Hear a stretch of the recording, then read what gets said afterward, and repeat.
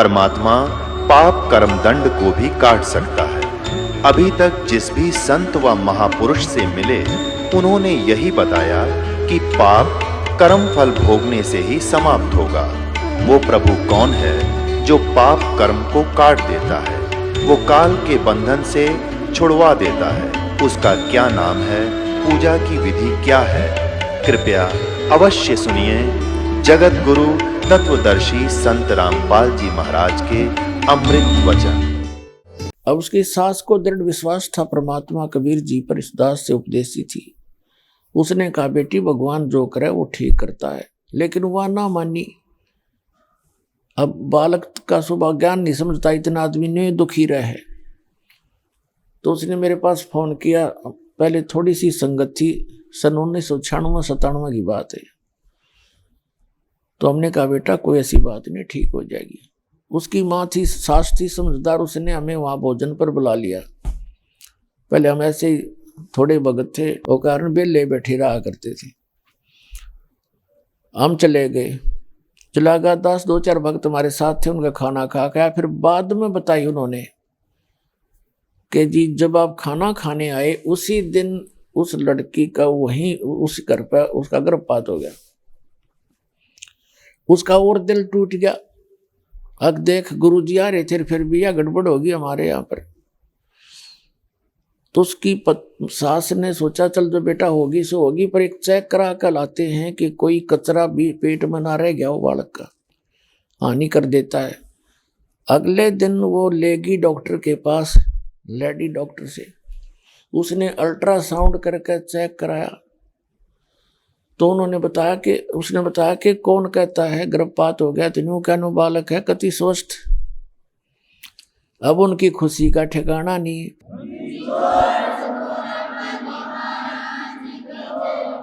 फिर मैंने कहा, बेटी नाम दोबारा ले, तेरा अविश्वास हो गया भगवान में। ठीक है, अब नाम दोबारा लिया और बड़ी फूली फूली फिर खुश होगी, दृढ़ हुआ विश्वास। 3 महीने के बाद, पुराने समय की बात है, तो अल्ट्रासाउंड करते नहीं लड़का लड़की बताने का।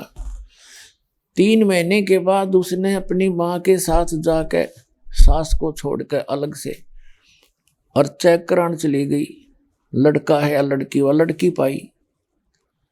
फिर रोवा बुरी तरह अपनी सासू दोहरा के, बता लड़की होगी, हाय नू हो गया नू। उसकी सासू बोली, बेटा तू चिंता ना करे, स्त्री लड़की ने मैं पाल दूंगी, मैं ब्याह दूंगी। मारा वो अच्छी नौकरी था, उसका पति है, तुम माड़ा मन ना करे, तू भक्ति कर ले, न वलियों के फायदा हुआ।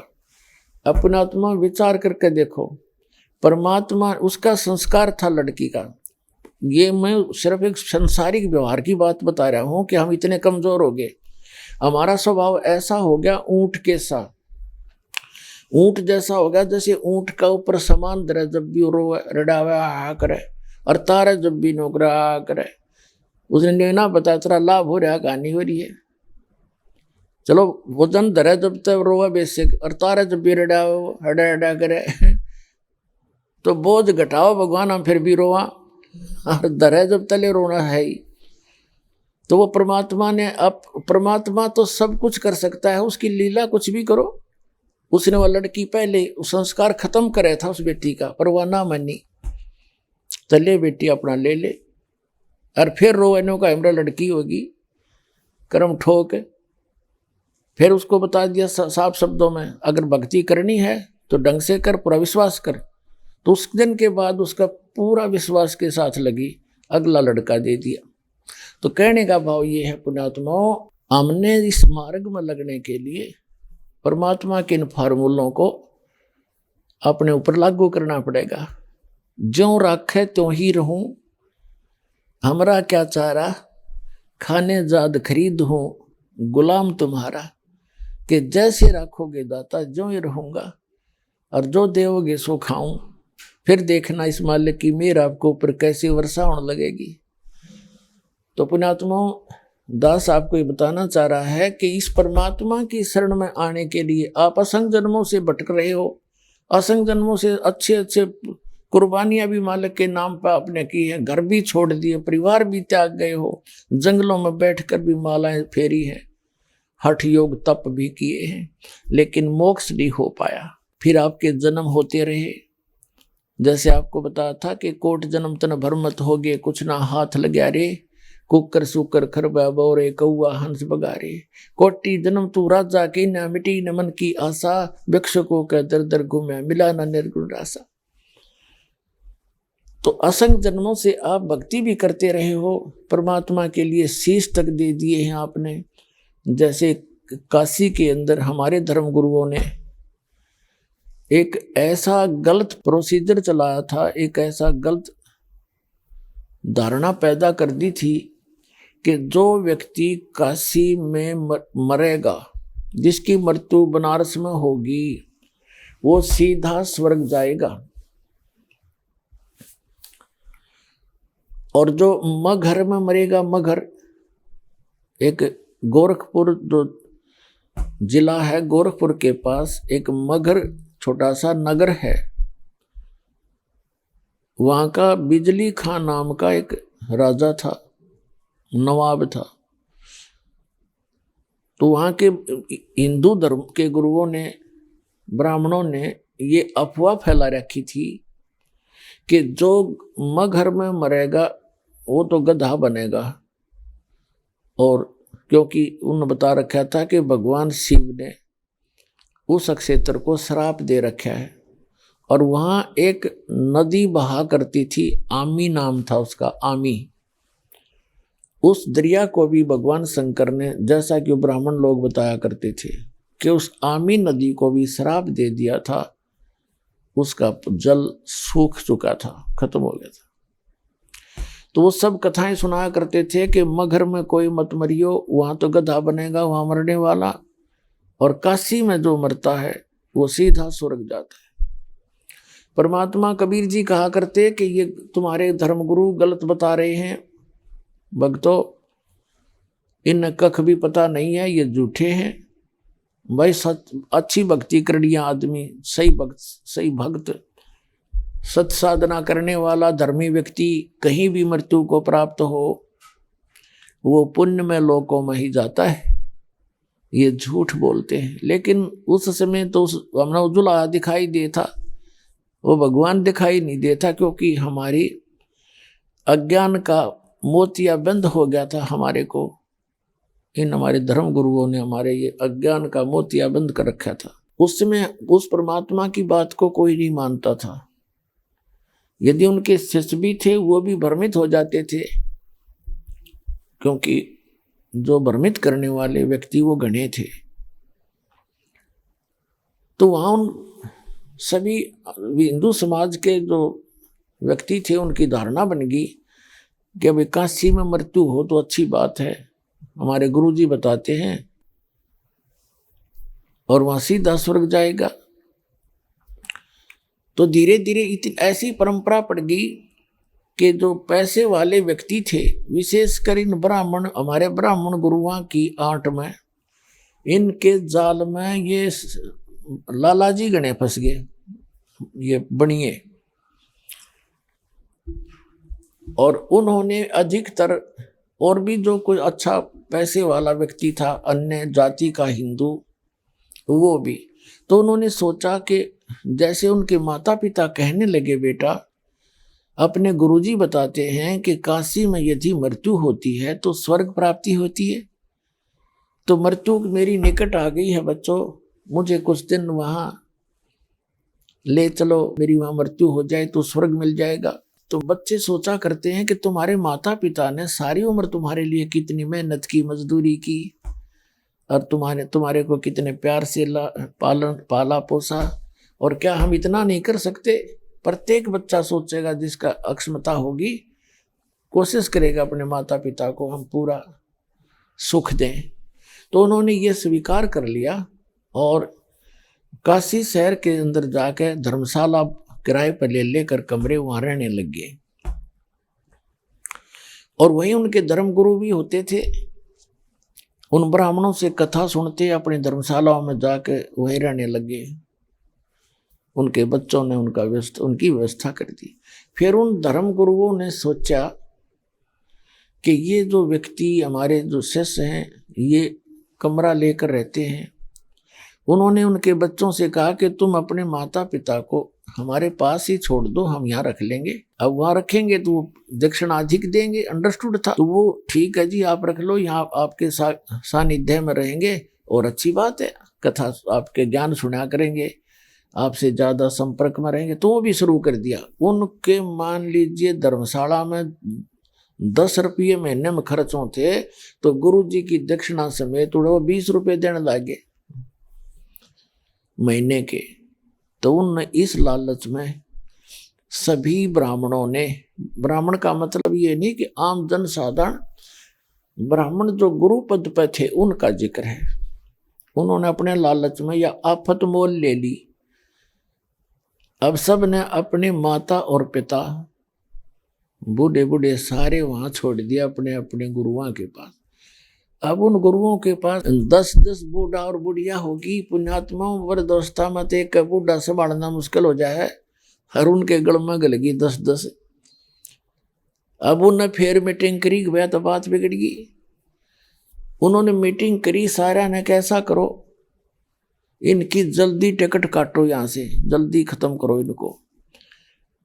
उन्होंने क्या अफवाह फैला दी कि गंगा के किनारे उन्होंने एक जैसे लकड़ी काटने का करौंत देखा हुआ आपने, आजकल तो ये आरे बन गए इसके बिजली के, वैसे गांव होते हैं लकड़ी, इनके पास आरे करौंत होता है एक लंबा सा दांते से का, और दोनों तरफ से पकड़कर लकड़ी चीरा करते हैं, उससे लंबे लंबे दांते होते हैं उसके दांतरे। एक करौंत फिट कर लिया गुप्त, ऊपर एक आरत सी बनाकर छोटी ईंटों की गुफा सी बनाकर नीचे गेट बना दिया और गंगा के किनारे ला दिया कति, और उसका हैंडल कर दिया थोड़ी दूर स्थान पर अलग से गुप्त सिस्टम। उस रस्से बांध के उनकी एक आवाज देते थे, उस आवाज को वो समझ जाते कि इसका, जब वो उसको लेटा कर वो क्या करा उन्होंने कि भाई भगवान की तरफ से एक आदेश आया है कि जिसने जल्दी स्वर्ग जाना है वो करौंत से गर्दन कटवा ले, आरे से, वो शीघ्र चला जाएगा। उसकी फीस रख दी 100 रुपये। अब प्रत्येक बूढ़ा बुढ़िया, वो भी बुढ़ापे में दुखी होले है, कदे खांसी, कदे आंखों में दिक्कत, कभी सिर में भड़क, कदे कब्जी होगी, कदे गैस प्रॉब्लम। तो बूढ़ा भी नो सोचने लगे कि जब गुरु जी कह रहे हैं स्वर्ग जाना ही है, शायद 10 साल पाछे जाना है, शायद 2 साल पहले, तो अभी क्यों ना चले जाएं। और वो बता रहे थे कि करौंत का मैं दर पीड़ा नहीं होती जरा सी भी, अब उस गुफा में पीड़ा हुए जाओ पता किसने लग गए। तो सब ने ये प्रार्थना अपने बच्चों से की कि बेटा हमने तो मरना ही है और हम भी दुखी हैं, यहाँ पर जल्दी चले जाएंगे, वहाँ सुख में स्थान है, आराम से रहा करेंगे। पुण्यात्माओं, इतने विश्वासी थे हम, इतने भगवान पर विश्वास करते थे, इन नकली गुरुओं पर इतना विश्वास करते थे, सिर काटने की कहा करते, हम सिर भी कटवाने लगे, लेकिन इनके पास कख नहीं था, बकवाद थी सारी। तो एक गजब की रिवाज पड़ गई हुआ, बूढ़ा बुढ़िया वृद्धावस्था में आप दुखी हो ले है, सोचे भगवान। पुण्यात्माओं, 60-65 वर्ष के बाद से पहले तो आदमी ने सोचा ही बना मरूं, अभी नहीं मरूं, और फिर ने सोचा ही भगवान मरना तो है पर ठीक ठाक मर जाऊं, कोई बीमारी ना हो, तो मतलब जल्दी मर जाऊं।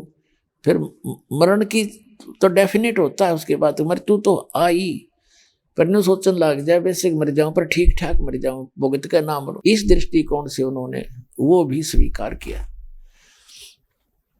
अब कई बार ऐसा होता था कि वो आवाज लगाते कि हे भगवान, आपकी प्यारी महात्मा आ रही है, करौंत भेजो। वो दो एजेंट बैठे थे वो मूवमेंट कर देते उनका, वो करौंत आ जाता, 2 बहला देते अगर दनार पार, और फिर वो वापस कर देते, ऊपर फिट हो जाता, वो दिखता नहीं, आर्च में गए। ऐसी आर्च बना दी इसके अंदर से, जैसे इसके नीचे से आता, काट कर उल्टा इसका वहाँ फिट हो जाता ऊपर, और वो दिखता नहीं। तो वो आम आदमी भी हैरान भाई, कुछ भी नहीं, करौंत आ गया, देख गर्दन कट गई माता पिता की। और उसको वहीं गंगा में सरका देते। अब हो गया जल प्रवाह, लकड़ी लकड़िया की चिंता कोई ना, गंगा में सरका देते, ले भाई कर दो अंतिम संस्कार। फिर उनके स्वर्ग में भेज दिया और फिर नो कहीं इसकी 13वीं करो और फिर श्राद्ध शुरू करो। वो स्वर्ग में कित भेजा तुमने, देख किसी अक्ल मार रखी थी हमारी। तो कहने का भाव ये है पुण्यात्माओं के हमने वो गर्दन भी कटवानी शुरू कर ली इन पर भी झूठों पर विश्वास करके, ताकि परमात्मा प्राप्ति हो जाए। तो इसलिए परमात्मा कहते हैं लख बर सूरा जूझ ही लख बर सावत दे, लख बर यति जहान में तब सतगुरु शरणा ले। लख बर सूरा यानी सूरवीर व्यक्ति एक बहुत पुण्यकर्मी प्राणी होता है। उसके अंदर भेदभाव नहीं होता, उसके अंदर दुराचार नहीं होता, उसके अंदर एक विशेष क्वालिटी होती है कि वो ना तो अन्याय किसी पर करया करे और ना अन्याय वो सहन कर सकता। अगर उसके साथ या कोई उसके समाज पर, उसके कौम के ऊपर कोई आपत्ति कोई पैदा करता है तो उसको उसके साथ लड़ कर कट कर मर जाता है अपने धर्म और कर्म के लिए। उसको सूरवीर कहते हैं, उल्टे कदम नहीं हटाता परमार्थ के लिए। लखबर सूरा जूझ ही लखबर सावत दे। सावत शरीर होता था, जैसे पहले इतने अच्छी आत्मा होती थी पुण्यकर्मी प्राणी, उनका विशेष पुण्यकर्मी प्राणी जो होते थे उनका हाथ या तो दोनों हाथ या एक हाथ घुटने से नीचे तक लंबा होता था। आदरणीय गरीबदास साहिब जी भी सावत थे, सावत शरीर था गरीबदास साहिब जी का, जो गांव छुड़ाने जिला जज्जर वाले के। दोनों हाथ घुटनों से नीचे तक जाया करते थे। तो कहते हैं लेकिन भक्ति ना मिले, सतगुरु नहीं मिला तो भी दुखी रहेगा इंसान। तो कहते हैं लखबर सूरा जूझ ही लखबर सावत दे और लखबर यति जहान में। जैसे हनुमान जैसे यति थे, कोई स्त्री ग्रहण करी नहीं। यति के अंदर भी एक विशेष गुण होता है, वो परमार्थ में अपना जीवन डिवोट कर देता है। जैसे श्री पहले हनुमान जी बाली के भाई सुग्रीव का खास वफादार था, फिर श्री राम के ऊपर आपत्ति का पता लग गया तो उनके लिए जी जानते हैं अपना कति तन मन धन से समर्पित हो गया। तो इस प्रकार कहते हैं ऐसे ऐसे यति भी रहे, परमार्थ में आपने अपना जीवन भी लगा दिया, वो तो अच्छी बात है, लेकिन मोक्ष नहीं हुआ। लेकिन आगे चलकर ऐसी ही आत्माओं को ये समय मिलता है, क्योंकि उनका स्वभाव अच्छा रहता है, स्वार्थ नहीं परमार्थ रहता है, और भक्ति की कसक उनमें युगों युगों बनी रहती है। तो उनमें से आप हैं जिनको आज या सतगुरु परमात्मा कबीर जी की शरण प्राप्त हुई है। लखबर सूरा जूझ ही लखबर सावत दे, लखबर यति जहान में तब सतगुरु शरणाली।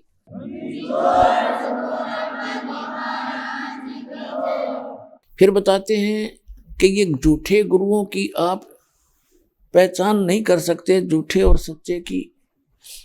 जैसे ज्ञान के वक्ता की कोई कमी नहीं, कहते हैं वक्ता कोट अनंत है, श्रोता कोट अनंत, और दानी करोड़ अनंत हैं, वह बिरले साधु संत। फिर कहते हैं गोरख से ज्ञानी गणे, और सुख दे जति जिहान, और सीता सी बहु भारिया, ये संत दूर स्थान। परम संत का मिलना भी बड़ी मुश्किल है। कहते हैं गोरख जैसे ज्ञानी गणे, गोरख जी को परमात्मा मिले थे, परमेश्वर कबीर जी, क्योंकि इन परमात्मा के गुणों में लिखा है कि वो अच्छी आत्माओं को मिलते हैं, उनको ज्ञान सुनाते हैं। एक समय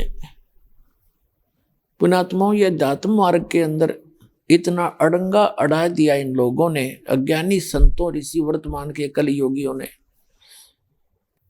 इन्होंने तो ऐसी बात बिगाड़ दी कि ऐसा नहीं हो सकता, भक्ति ऐसा नहीं हो सकता, ये संभव नहीं है, ऐसा नहीं है। जब सातों समुद्र को एक ऋषि ने एक घूंट में पी लिया, ऐसे चलो उठाई थी और न्यों पी गया, खाली हो गए सारे। आज के इन कलयुगी ऋषि में ऋषि इनका कति समझ में नहीं आवे, और विज्ञान के ये तोड़े हुए इनका कति समझ में नहीं आवे, ऐसा हो नहीं सकता। तो जहां बुद्धि हमारी इतनी गिर गई, इसको ऊपर वही उठाना है। इसको अंधविश्वास कहा करते हैं, तो ब्लाइंड फेथ है, अंधविश्वास है, हम नहीं मानते। भक्ति मार्ग में अंधविश्वास ही सफल होता है, लेकिन गलत स्थान पर अंधविश्वास करना, ब्लाइंड फेथ करना, यानी कति ब्लाइंड फेथ का मतलब समर्पित हो जाना, चाहे कुछ भी उसमें ऑब्जेक्शन नहीं होना। ये है तो यहीं से भक्ति की जो करने की विधि तो यहाँ से स्टार्ट होती है। लेकिन इन्होंने वो गिरा दी, जैसे उन झूठे गुरुओं के कहने से गर्दन कटाने लगे, वो ब्लाइंड फेथ किया, उन्होंने दुरुपयोग किया। अब जब इस ज्ञान से आप परिचित हो जाओगे, इस भगवान से परिचित हो जाओगे, फिर आपने ऐसे ब्लाइंड फेथ फेर करना पड़ेगा। पर यथा स्थान पर किया ब्लाइंड फेथ आपका लाभ देगा, वो हानिकारक था। तो जो प्रसंग चल रहा है कि गोरखनाथ जी ये नाथ परंपरा के जो जैसे भी कोई भी पितर हैं, आप पितर तो आप खूब समझते हो, भूत बन जाते हैं, पितर बन जाते हैं। तो ये साधु संत जो पुण्यात्मा होते हैं वो शरीर छोड़ जाते हैं तो वो पितर रूप में आ जाते हैं और वो कहीं पर भी प्रकट हो जाते हैं उस पिछले ही शरीर में। उसी तरह के जैसे हम पहले सुना करते थे कि गोपी चंद और भर्तरी अमर हो गए, और फिर हम ये भी सुना करते गोपी चंद और भर्तरी कहीं भी आ जाते हैं। एक ने वहां देखे थे, आपस में लड़े थे, कोई समझ नहीं सका, थोड़ी देर में चले गए, फिर किसी संत ने बताया तो गोपी चंद और भर्तरी थे। तो कहने का भाव ये है कि गोपी चंद और भर्तरी जब आड़े यही धक्के खा रहे हैं तो मुक्त की तो हुए, अमर कहाँ हुए? अमर स्थान तो गीता अध्याय नंबर 15 के श्लोक नंबर 4 में कहा कि तत्वदर्शी संत की प्राप्ति के उपरांत परमेश्वर के उस परम पद की खोज करनी चाहिए, जहां जाने के बाद साधक कभी लौट कर वापस नहीं आते। तो वह भक्ति इनको मिली ही नहीं। गीता के अंदाता कहता मैं नहीं जानता उसको, चौथे अध्याय के 34वें श्लोक कि उस तत्व ज्ञान को तू तत्वदर्शी संतों के पास जाकर समझ। तो इसी प्रकार वो गोरखनाथ जी ये क्या करते हैं, बेसिक जैसे आपके पितर हैं वो मृत्यु को प्राप्त हो गए, लेकिन ममता आप में न्यू की न्यू है उनकी, और कुछ उनकी बसावे नहीं, बैठे बैठे वहां बस दुखी हो जाते हैं ना। वो कुछ बोल आपको उनकी आवाज आप सुन नहीं सकते, वो आपके आसपास भी घूम घाम के बैठ जाते एक तरफ, वो कहना कुछ चावर तुम सुनते नहीं। तो इस तरह की स्थिति होती है। कुछ ऐसे भक्ति होती है उनकी, पिछले कुछ संस्कार रह जाते हैं तो वो प्रकट हो सकते हैं, उनका शरीर दिखाई दे सकता है, और बाकी तो डिस्चार्ज हो जाते हैं सारी इनकी पुण्य, वो नहीं दिखते फिर। तो गोरखनाथ जी नाथ परंपरा से संबंधित थे, और काशी के अंदर बनारस में स्वामी रामानंद जी जो थे, स्वामी रामानंद जी जो परमात्मा ने अपने गुरु बनाए थे एक परंपरा बनाए रखने के लिए, उनका बोलबाला बहुत हो गया था। यानी वैष्णव परंपरा से थे रामानंद जी, तो वैष्णव परंपरा का काफी फैलाव हो गया था, उन्नति हो गई थी। और नाथ परंपरा के केवल सिद्धि सिद्धि करते रहते हैं, उनको ज्ञान घना होता नहीं। तो रामानंद जी के ज्ञान के सामने रामानंद जी ने 1400 ऋषि शिष्य बना रखे थे ब्राह्मण, और वो प्रचार किया करते थे। नाथ परंपरा सुकड़ गई थी, बिल्कुल थोड़े से रह गए थे किता किता, उनका कोई लोग आदर नहीं करते थे। तो इस दुख को देख के मेरे कहते हैं मैं मेरी के कारण ये हंसा खावयम की लात, या मेर तेरे ना छुटती। उसने देखा कि तुम्हारा नाथ पंथ बिल्कुल कमजोर कर दिया वैष्णव परंपरा वालों ने, तो गोरखनाथ जी आगे और उसने ऐलान कर दिया, अपने नाथों से कहा कि जाओ रामानंद जी से कहो कि एक सिद्ध महात्मा आए हैं, नूना बताया मैं गोरखनाथ आ रहा हूं, और उसके साथ गोष्ठी करो, जो आध्यात्मिक ज्ञान चर्चा करो गोष्ठी। जो हार जाएगा, हारने वाला जो पराजित होगा, वो जीतने वाले का शिष्य बनेगा, इंक्लूडिंग हिज डिसिपल, यानी उसके शिष्यों समेत उसने उसका शिष्य बनना पड़ेगा।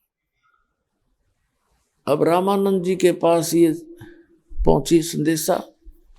रामानंद जी ने सोचा कि ये सिद्ध पुरुष हैं, ये सिद्धि दिखा देंगे, जनता सारी ताली पीट देगी और सब मुझे हारा मान लेंगे, उसके साथ चेले बन जाएंगे, मुझे भी फिर मजबूरन या बात बिगड़ेगी। घना चिंतित हो गया। और यदि उसकी चुनौती स्वीकार नहीं करता है तो लोग, जनता न्यों कहेगी बाहर गया फिर तो उसने यहाँ तक कह दिया था कि यदि हमारे साथ चर्चा नहीं करेंगे तो ये समझ लिया जाएगा कि रामानंद जी पराजित हो गए और उसके सब शिष्यों को हमारा शिष्य बनना कंपलसरी होगा। इस बात से वो गणे चिंतित हो गए और आप फेस नहीं करना चाहते थे। और परमात्मा कबीर जी उनके शिष्य बन चुके थे और उनको परिचित भी करा चुके थे सतलोक से कि ये गॉड है, कबीर गॉड है। उसको पता लग गया था रामानंद जी का। लेकिन परमात्मा ने कहा था कि अभी ये बात डिस्क्लोज ना करना और आप मुझे आप अपना एज ए शिष्य ट्रीट करते रहो, नहीं तो आने वाले समय में इन काल के दूतों का दाव लग जाएगा कि कबीर जी ने कौन सा गुरु बनाया था, वो तो धनी थे। तो ये नकली परम धनी आया था, ये शिवदयाल जी राधा स्वामी पंथ का प्रवर्तक, इसने भी गुरु नहीं बना रखा था, तो ये भूत बनया। और आज जब परमात्मा की ये परंपरा ना होती तो ये यूं कह देते कि कबीर जी ने कौन सा गुरु बनाया था। तो वो परंपरा बनाए रखने के लिए जब कबीर परमेश्वर जी को पता चला, 15-16 वर्ष की उम्र के बच्चे थे, 10-12 वर्ष की उम्र के 12-13 वर्ष की उम्र के बच्चे थे, यानी 5 वर्ष की आयु में तो परमात्मा से परिचित करा दिया था रामानंद जी को परमेश्वर ने। 5-7 वर्ष के बाद फिर की बात है। तो परमात्मा ने कहा रामानंद जी को चिंतित देख करके, गुरुदेव आप किस बात से चिंतित हैं? रामानंद जी ने सारी कहानी बता दी कि परमात्मा ऐसी बात बिगड़ेगी, वो सिद्ध व्यक्ति है, छोटी सी जादूगरी दिखा देगा, दुनिया उसे विजयी घोषित कर देगी और ये काम बिगाड़ेगा। यह भक्ति हमने मुश्किल से सिरे चढ़ाई थी, यहाँ काशी में तो सारे ऊट भूत की बकवाद चल रही थी। तब कबीर साहब ने कहा, देखो गुरुदेव, संतों का काम है अपनी साधना को बताना और मेंटेन रखना। अब उसने चैलेंज करे दिया है तो फेस करना चाहिए। अपन को हार जीत नहीं देखनी चाहिए। गुरु संता का काम हार जीत नहीं देखना होता, भगवान पर छोड़ देते हैं और चलते हैं गुरु जी, आपकी आज्ञा हो तो देख लो। तो रामानंद जी को परमात्मा ने कहते करे करा वह साइया, मन में लहर उठा। तो रामानंद जी का एकदम हौसला सा हुआ, भाई छोटा सा बालक, अरे ये तो है भी पूर्ण शक्ति। जब इसने कह दिया तो के बिगाड़ेगा नाथ जी अपना, वो तैयार हो लिए और उसका चैलेंज स्वीकार कर लिया।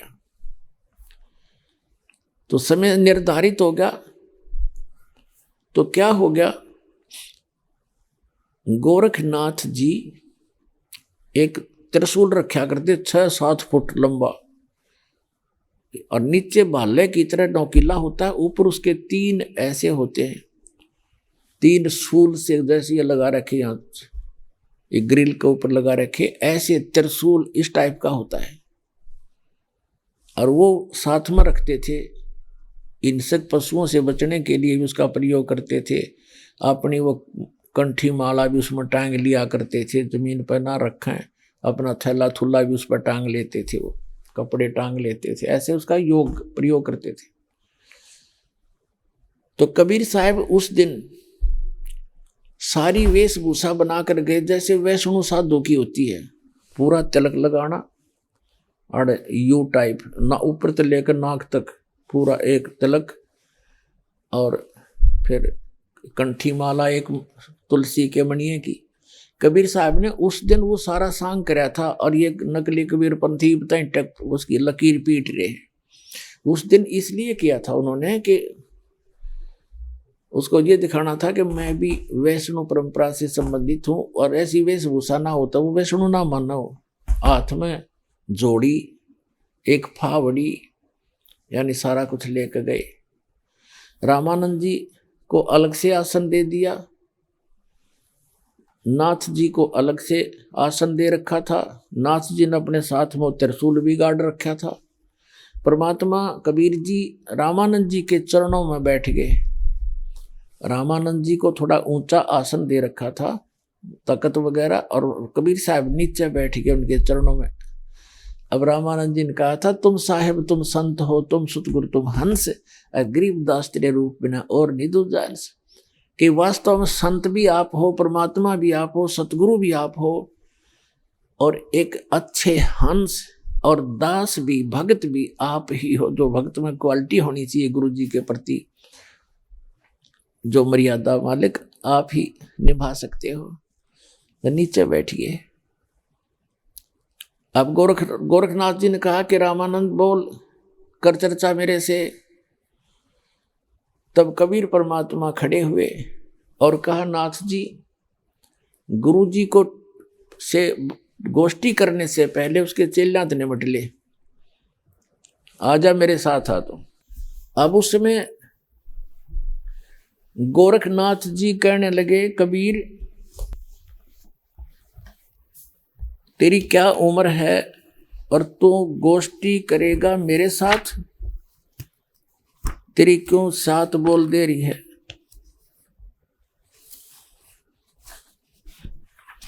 अब आपको परमात्मा की वाणी सुनाते हैं जो उनके साथ वार्ता हुई थी। गोरखनाथ जी ने कहा कि ए कबीर, तू कब से बन गया बैरागी, यानी वैष्णो कब से बन गया तू?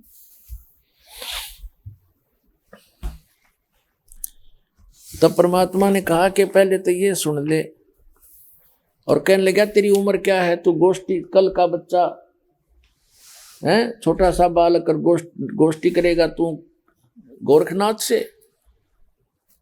तो उसने पूछा कि तेरी उम्र क्या है बालक? तू चुप करके बैठ जा। और कहते हैं पहलवान के साथ उसी उम्र का और उसी वेट का घुले तो अच्छा लगता है, तू बैठ जा, यानी तो तुझे मैं के समझूं। उसका कहने का भाव ये था। और कहा, तेरी उम्र क्या है, कितनी उम्र है तेरी? तो परमात्मा ने कहा, सूक्ष्म वेद में लिखा है कि योगी गोरखनाथ प्रतापी, अरतासों तेज पृथ्वी कापी, काशी नगर में 100 पग पर ही, रामानंद से चर्चा कर ही, चर्चा में गोरख जय पावे, और कंठी तोड़ तिलक छुड़वावे। सत कबीर शिष जो भयहु, यह वृंतांत सो सुन ले हो। गोरखनाथ के डर के मारे, बैरागी नी भेख संवारे, तब कबीर आज्ञा अनुसारा, वैष्णो सकल स्वरूप संवारा। सो सुध गोरखनाथ को पही, काशी नगर शिगर चल आयो, रामानंद को खबर पठाई, चर्चा करो मेरे संग भाई। रामानंद की पहली पौड़ी, और सत कबीर बैठे तिस ठोरी। रामानंद जी आसन पर बैठे थे, उनके नीचे कबीर भगवान बैठ गए। अब रामानंद कबीर परमेश्वर से नाथ जी ने कहा कि कब के भय बैरागी कबीर जी, आप कब से बने भय बैरागी? अब परमात्मा कहते हैं, सुन ले गोरखनाथ, नाथ जी, मैं जब से भया बैरागी, तब से भया बैरागी, मेरी आद अंत सुध लागी। आदि अंत। फिर क्या बताते हैं कि तेरा शिव शंकर नहीं था, मैं जब भी था, तेरा शिव शंकर नहीं था, क्योंकि शंकर के पुजारी हैं। क्या बताते हैं कि धू धूकार आद का मेला नहीं था, जब कोई गुरु ना चेला, और तब जब का तो हम योग उपासा, तब का फिरूं अकेला। धरती नहीं जद का मेरा टीका है, या तेरी पृथ्वी भी नहीं थी, मैं तब का ये तिलक लगाए बैठा हूं, यानी मैं सनातन परमात्मा हूं, आदि राम हूं, ये कहना चाह रहे भगवान। धरती नहीं जद की टोपी, दीना ब्रह्मा नहीं जद का टीका, और शिव शंकर से योगी ना थे जब का जोड़ी सिक्का। द्वापर की हम करी फावड़ी, त्रेता का हम दंडा, और सतयुग मेरी फिर दुहाई, और कलयुग फिरो नौखंडा। गुरु के वचन साध की संगत अजर अमर घर पाया। कह कबीर सुनो हो गोरख, हम सबको तत्व लखाया। कबीर साहब कहते हैं सुन ले गोरख, ये तत्व ज्ञान सबको मैंने ही बताया है। इस बात से गोरखनाथ जी अक्षुब्ध हो गए और कहने लगे तेरी क्या उम्र है, तू ऐसी बात बना रहा है कि मैं शंकर जी से भी पहले का हूं। क्या बताते हैं कि जो बुझे सोई बावरा, क्या है उम्र हमारी। क्या बताते हैं असंख्य युग पर ले गए हम तब के ब्रह्मचारी, और कोट निरंजन हो गए ये परलोक सिधारी। हम तो सदा महबूब हैं स्वयं ब्रह्मचारी, अरबों तो ब्रह्मा गए, और तेरे 49 करोड़ कन्हैया, और 7 करोड़ तेरे शंभू मर गए, मेरी एक नहीं पलैया। ओए होए, परमात्मा कहते हैं कि अरबों तो ब्रह्मा मर गए, और 49 करोड़ ये तेरे विष्णु, और 7 करोड़ तेरे शंभू मर लिए, मेरी एक भी पल आयु की खत्म नहीं हुई है, मेरी इतनी लंबी उम्र है। कोटन नारद हो गए मोहम्मद से चारी, और देवताओं की गिनती कहाँ, क्या सृष्टि बेचारी। नहीं बूढ़ा ना बालक, ना कोई भाट भिखारी। परमात्मा कहते हैं ना मैं बूढ़ा ना मैं बालक, ये तो ऊपर तो दिखा रखा है सारा खेल। ना कोई भाट भिखारी, कह कबीर सुनो हो गोरख, यह है उम्र हमारी। अब गोरखनाथ जी ने सोचा भाई यू बालक बहुत बकवाद करे है, और लोग ताली पीटे। जो वहां बैठे थे वो ताली पीटे। अकबर कबीर साहब ने तो तोड़ पाड़ दिया। तो गोरखनाथ ने सोचा भाई यू तो 1-2 बार ताली पीट दी तू हार जाएगा। तो उसने बात करना बंद, और वहां से उठा सिद्धि से, और त्रिशूल जो 8-6-7 फुट ऊंचा था, जमीन से उठकर त्रिशूल के ऊपर ऐसे आसन लगाकर बैठ गया। त्रिशूल के ऊपर ये देखिएगा चित्र, वो देखने का सामने, ये त्रिशूल पर बैठ गया ऐसे। परमात्मा ने कहा कि गोरखनाथ, ये जादूगरी दिखाने की बात नहीं हुई थी आपकी और हमारी। आपकी और हमारी जो आज चर्चा चलेगी वो आध्यात्मिक ज्ञान पे कही थी, आपने गोष्ठी की बात कही थी। ये जादूगरी दिखाने की आवश्यकता नहीं है, बैठ कर बात करनी चाहिए आके। तब नानक कहने लगा, गोरखनाथ कहने लगा तुम्हारे पास कोई भक्ति है ही नहीं, तुम तो बातें बातें बनाते हो। अगर है तुम्हारे पास कोई भक्ति तो बैठ मेरे बराबर में, मेरे बराबर में बैठने वाले से मैं गोष्ठी करूंगा। परमात्मा दानकते थे जुलाए, ये जुलाए सारी सृष्टि के बनाने वाले, और साथ में वहाँ रोल कर रहे थे जुलाए का। पहले पुराने समय में आपने देखा होगा हमारी दादी माताएं चरखा काटा करती, और उसकी एक कुकड़ी हुआ करती, ताकू के ऊपर एक बहुत बड़ा धागा इकट्ठा हो जाता था, जैसे आजकल उसको रील बोलते हैं, रील धागे की। वह कुकड़ी थी इतनी मोटी जिसमें 200 से 150 फुट लंबा धागा होता है, वह जेब में डाल रखी थी। वो तो अंतर्यामी है, सर्वज्ञ है, उनको पता था उस बालक की बुद्धि कहाँ तक जाएगी गोरखनाथ की। तो क्या करा परमात्मा ने, एक वह कुकड़ी निकाली धागे की रील जेब में थे, और उसका एक सिरा पकड़ के और ऐसे कर दिया कि चढ़ जा शिखर में। तो वो अनबंडल होगी, वो उधड़गी सारी, सीधा धागा स्ट्रेट खड़ा हो गया परपेंडिकुलर। एक धागा जमीन पर रख दिया मालिक ने, एक सिरा एक सीधा खड़ा होगा धागा ऊपर 150 फुट ऊंचा। तब परमात्मा वहां से उठे और उस धागे की अंतिम छोर में 150 फुट ऊपर जाकर विराजमान हो गए।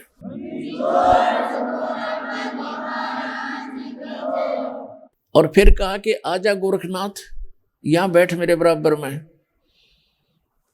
मेरे बराबर बैठ, यहां करेंगे गोष्ठी।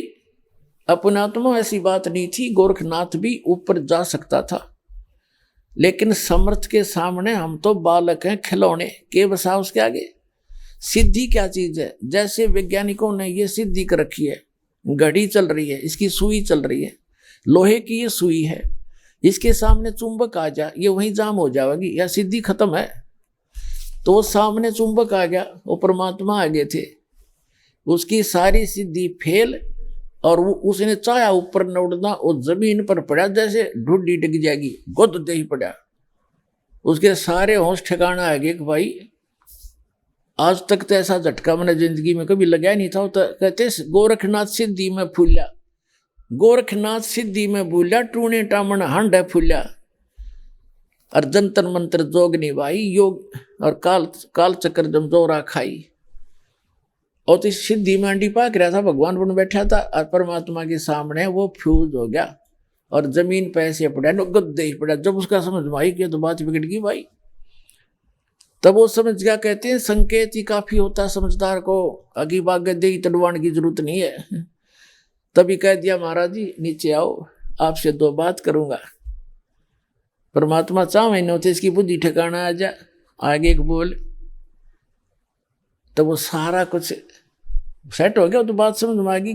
फिर ने बोला हे भगवान आप कौन हो और कहाँ से आए हो?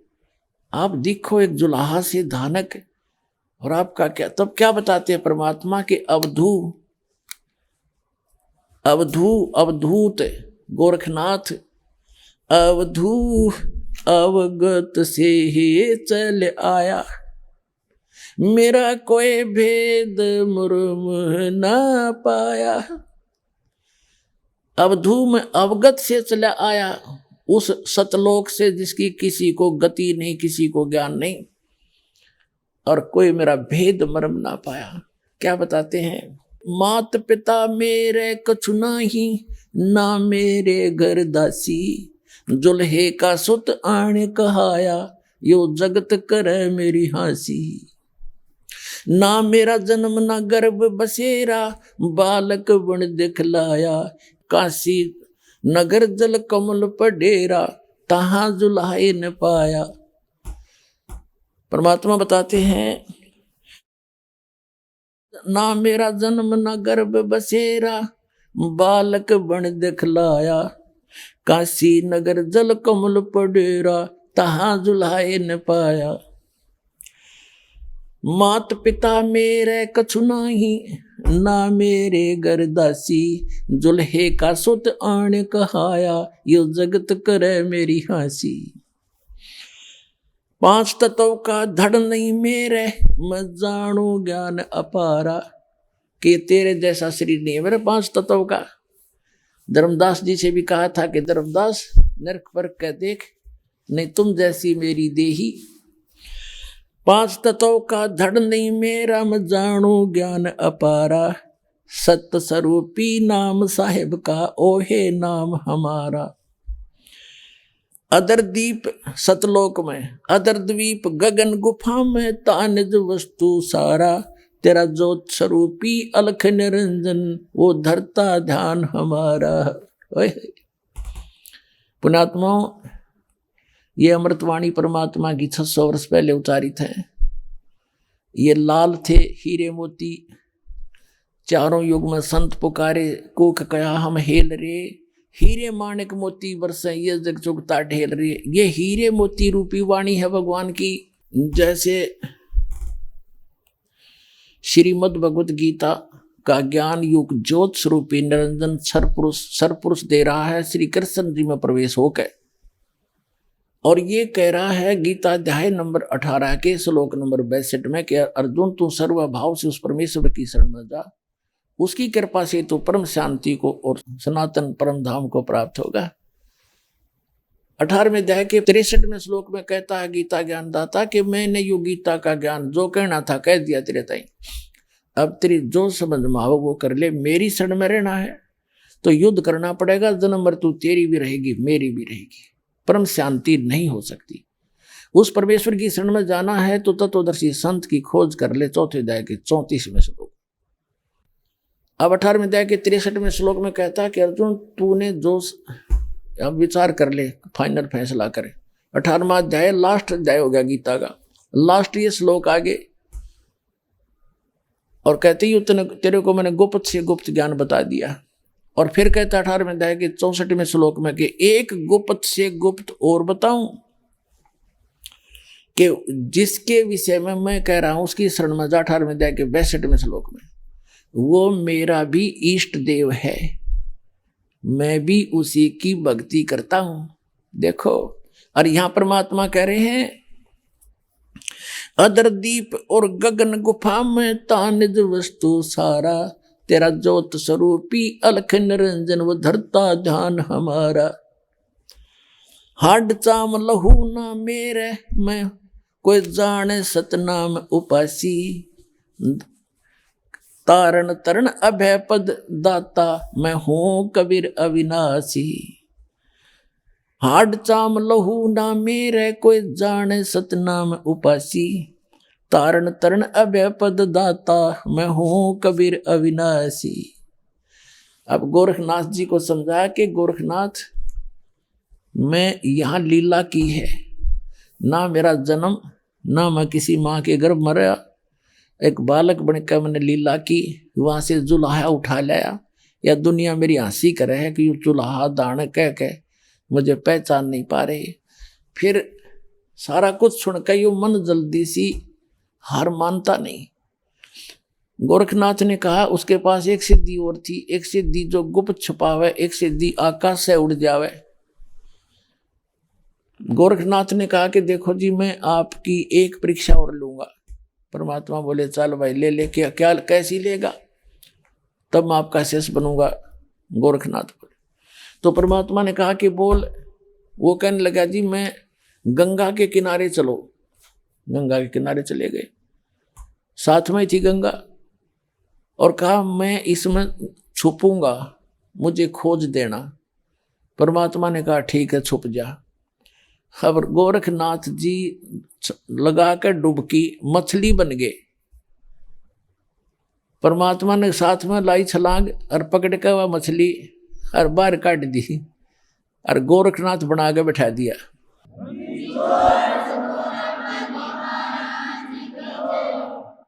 तब गोरखनाथ ने चरण पकड़ लिए और मान गए, भगवान आप तो समर्थ है। परमात्मा बोले इन सिद्धियां तो समर्थ की पता नहीं चलेगी, अब मैं तुझे ज्ञान सुनाऊंगा। तो गोरखनाथ जी को ज्ञान सुनाया, और गोरखनाथ जी को प्रथम मंत्र भी मालिक ने दिया था, लेकिन सार नाम नहीं बताया। तो उस नाम, उस ज्ञान के आधार से गोरखनाथ आंडी पाक गया। और जहां भी यू ज्ञान तैसा बच्चों तुम सुनाने लग जाना, कहीं पर छोटा सा बालक भी चक्कर कटा देगा यहाँ के विद्वानों को। लेकिन समाधान बिना बात के बनेगी। नाम तो इस दास के बिना अगर कोई ज्ञान भी सुना देगा तो अच्छी बात है, और स्वयं गुरु बन गया तो सत्यानाश है। उसको चाहिए कि यहाँ लावर नाम दिलावे।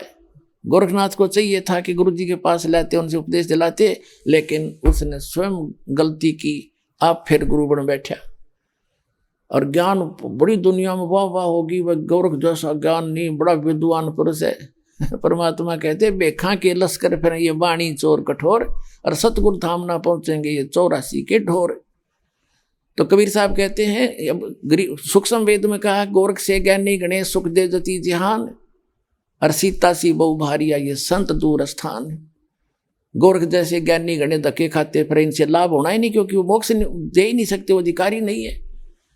और सीता जैसी नेक पत्नियां भी बहुत मिल जाएंगी जो पतिव्रता होंगी, लेकिन संत का मिलना बड़ी मुश्किल सी बात है। तो पुण्यात्माओं, आज आपको वो सुदुर्लभ हो गया। ये दास वो संत है, कोट्यों मध्य कोई नहीं रह झूमकरा, अरबों में कोई गर्क सुनो रह झूमकरा। श्रीमद् भगवद गीता में कहा 7वें अध्याय के 19वें श्लोक में, बहु नाम जन्मा नाम अंते ज्ञानवान माम प्रपत्ते, और वासुदेव सर्वमिति स महात्मा सुदुर्लभ है। कि बहुत बहुत जन्मों के अंत में कोई ज्ञानी व्यक्ति ब्रह्म तक की पूजा, मेरी पूजा करता है, नहीं तो ब्रह्मा विष्णु महेशान उपासना में फंसे रहते हैं। और ये बताने वाला कि वासुदेव सर्वमिति, वासुदेव का अर्थ है जो ओवरऑल कंट्रोलर, जिसका सबके ऊपर आधिपत्य हो, वो कुल का मालिक ही सब कुछ है, वो पूर्ण परमात्मा ही मोक्षदायक है, वही सब कुछ है, उसी की भक्ति से मोक्ष होगा। कहते हैं ये बताने वाला महात्मा तो बड़ी मुश्किल से प्राप्त होगा। उसके विषय में कहा ज्ञानी गोरख से ज्ञानी गणे, और सुख दे जति जहान, और सीता सी बहु भारिया संत दूर स्थान। संतों के घर बहुत दूर है, तो संत बहुत दुर्लभ मिलेगा। तो पुण्यात्माओं, आपको सुलभ हो गया वो संत। ये दास बैठे अपना कल्याण कराओ और सारे विश्व में डंडोरा पीट दो, उनका भी कल्याण होगा।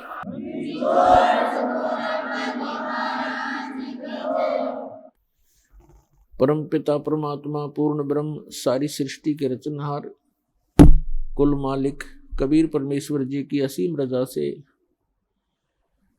आप सभी पुण्यात्माएं सत्संग सुनने के लिए उपस्थित हुए। धन्य है आपके माता पिता जिनसे जन्म हुआ। आपको ऐसे समय में मनुष्य जीवन प्राप्त हुआ जिसकी कोई कीमत नहीं लगाई जा सकती। वैसे तो सभी सद्ग्रंथों ने, सभी महापुरुष संतों ने मनुष्य जीवन को बहुमूल्य ही बताया है, लेकिन ये जो समय अब है कलयुग का, जो बीचली पीढ़ी बताई है परमात्मा ने, ये समय परमेश्वर ने ऐसा निर्धारित किया हुआ है कि प्रत्येक कलयुग में इसी समय में ये मोक्ष मार्ग खोला जाता है। और इस समय में आपका जन्म अब पूरे विश्व के जितने भी प्राणी हैं जिनको मानव शरीर प्राप्त है, धन्य भाग हैं उनके कि उनको मानव शरीर प्राप्त है। दुर्भाग्य उन प्राणियों का जिनको ये सच्चा नाम, सच्ची भक्ति और सच्चा ज्ञान, तत्व ज्ञान प्राप्त नहीं है। उसके लिए परमात्मा ने अपने सभी बच्चों के लिए ये प्रयत्न इस दास से करवा रखा है। रजा उस परमेश्वर की ही है, क्योंकि जैसे माता पिता को अपने सभी बच्चे प्रिय होते हैं, ऐसे ही ये परमात्मा कबीर देव है जिसको अल्लाहु अकबर कहते हैं, जिसको ग्रेट गॉड कहते हैं। ये हम सभी का पिता है और यही हमारी माता है, क्योंकि इसके वचन से हम सभी आत्माओं की उत्पत्ति हुई है। इस परमात्मा में वो गुण हैं, त्वमेव माता च पिता त्वमेव बंधु च सखा त्वमेव विद्या च द्रविणम त्वमेव सर्व मम देव देव। आइए अब हम उन श्रद्धालुओं के अनुभव जानते हैं जो जगत गुरु तत्वदर्शी संत रामपाल जी महाराज जी से दीक्षा प्राप्त कर चुके हैं तथा उनके द्वारा बताए गए भक्ति मार्ग पर चल रहे हैं। नमस्कार सर। सर सर क्या नाम है आपका? आशुतोष दास। आशुतोष जी, आप कहाँ से हैं? ग्राम छिरकापुर, जिला बलौदाबाजार, छत्तीसगढ़ से। आशुतोष जी, आपने संत रामपाल जी महाराज से नाम दीक्षा कब ली? 6/2/2019 को। आशुतोष जी, संत रामपाल जी महाराज से नाम दीक्षा लेने से पहले आप क्या भक्ति साधनाएं करते थे? जो अपने हिंदू धर्म में प्रचलित देवी देवताओं की पूजा कष्ट करते थे सर। आशुतोष जी, आप क्या काम करते हैं? दास का पुलिस की नौकरी सर, छत्तीसगढ़ में। तो फिर क्या कारण बना कि आप संत रामपाल जी महाराज की शरण में आए? ये क्या कहानी बहुत लंबी है सर। पहले क्या है ना, बहुत मैं शराब पीता था हर एक ब्रांड का, और एक दिन में 2 बंडल बीड़ी और 1 पैकेट सिगरेट, और हफ्ते में 4 दिन मांस खाता था। मांस के बिना मैं नहीं रह सकता था। हरी सब्जियां सड़ जाती थी, इतना मांस खाता था मैं। और जुए खेलने की बहुत बुरी आदत थी सर, उसका एक लोन भी चल रहा है। तो इससे क्या है, घर वाले बहुत परेशान थे, मेरी पत्नी भी परेशान थी, और अपने आप में छोड़ने का बहुत मन था नशा को, बीड़ी सिगरेट को। बिना सिगरेट के मैं फ्रेश भी होने नहीं जा सकता था, इतना आदी था बीड़ी सिगरेट का। तो इसके बारे में डॉक्टरों से सलाह ली कि सर ऐसा बात है, नशा छोड़ना है तो कुछ इलाज बताइए सर। तो वो बोले, मेरे को एक टेबलेट लिख के दिए निकोटीन नेकोटेक का। तो डॉक्टर साहब बोले कि इसको दिन में 9 गोली खाना बेटा। तो मैं जल्दी छोड़ना है ऐसा करके 18 गोली एक दिन में खाता था, फिर भी बीड़ी और सिगरेट पीने की लत नहीं छूटी। इससे मैं बहुत परेशान था, और विभागीय तौर पे भी बहुत परेशान था, मानसिक शारीरिक रूप से बहुत परेशान था। इसी बीच में मैं छुट्टी आया घर में, तो हमारे पिताजी जगत गुरु तत्वदर्शी संत रामपाल जी महाराज से जुड़े हुए थे। तो बोले, देखो बेटा, ये जीवन बार बार नहीं मिलता, एक बार मालिक का जगत गुरु तत्वदर्शी संत रामपाल जी महाराज का सत्संग सुनो, पुस्तक पढ़ो, जीने की राह। तो ऐसा ऐसा कहते थे, उसके बात को इग्नोर कर देता था, पिताजी की बात को हमेशा लगातार बोलते थे। तो मैं सोचा चलो एक बार देख लेते हैं क्या होता है। इतना इलाज तो करा लिए, तो अब एक बार सत्संग सुन के देख लेते हैं। तो सत्संग जब सुना तो जगत गुरु तत्वदर्शी संत रामपाल जी महाराज धर्म ग्रंथों को खोल खोल कर बता रहे थे कि इसमें ये लिखा है, पूर्ण परमात्मा बंदी छोड़ कबीर साहब हैं, मनुष्य जीवन बेटा बार बार नहीं मिलता, भक्ति करो और सतलोक चलो।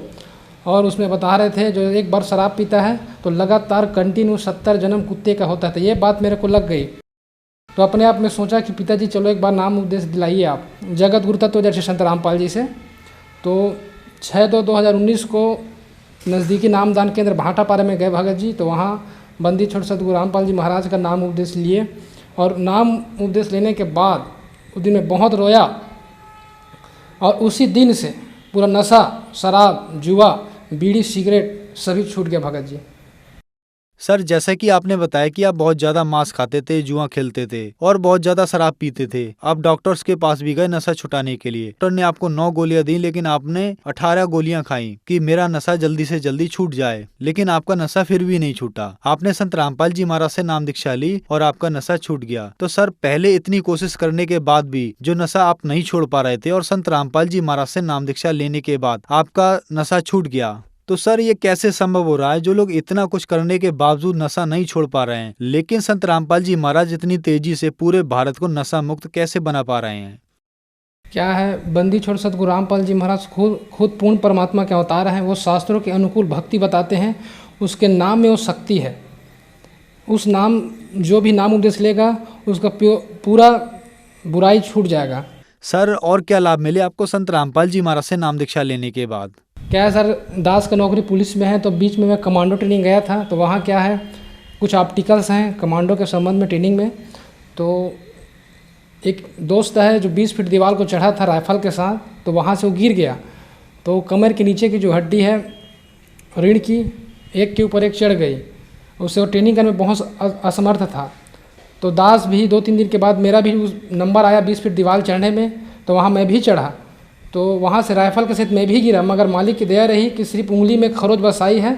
उसके बाद कुछ नहीं लगा, कहीं भी खरोच नहीं हुआ मालिक की दया से। जो वो दोस्त था उसका हड्डी चढ़ा था, वो भी हॉस्पिटल में भर्ती था और ट्रेनिंग करने में असमर्थ था। मगर मेरी दशा बहुत मालिक की दया से मेरे को बचाए हैं बंदी छोड़ सतगुरु रामपाल जी महाराज। और क्या, मेरी पत्नी और मेरे बीच में बहुत विवाद चला था सर। तलाक का नौबत आ गया था। बंदी छोड़ सतगुरु रामपाल जी महाराज की दया से ऐसी दया हुई कि वो एक ही बार में आने को तैयार हुए। मेरे से 10 महीने अलग थी, पुलिस थाना कोर्ट कचहरी के चक्कर काटे, फिर भी कुछ नहीं हो रहा था। नहीं आऊँगी बोली थी, मगर मालिक की दया रही। एक लास्ट बार समझाने गए और आने को तैयार हो गई। सर, जो दर्शक आज आपको टीवी पर देख रहे हैं, बहुत सारे ऐसे लोग हैं जो नशा करते हैं, नशा नहीं छोड़ पा रहे हैं। नशा एक बहुत गंभीर समस्या बनता चला जा रहा है। उनके लिए आप क्या कहना चाहेंगे?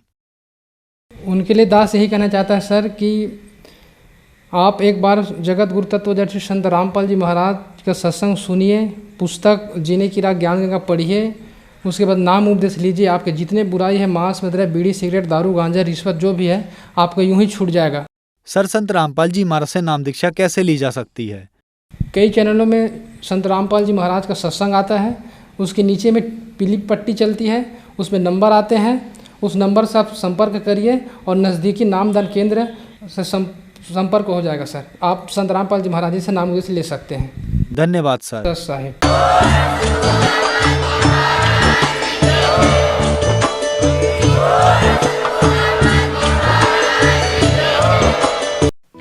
आप सुन रहे थे जगत गुरु तत्वदर्शी संत रामपाल जी महाराज के मंगल प्रवचन। अधिक जानकारी के लिए संपर्क करें।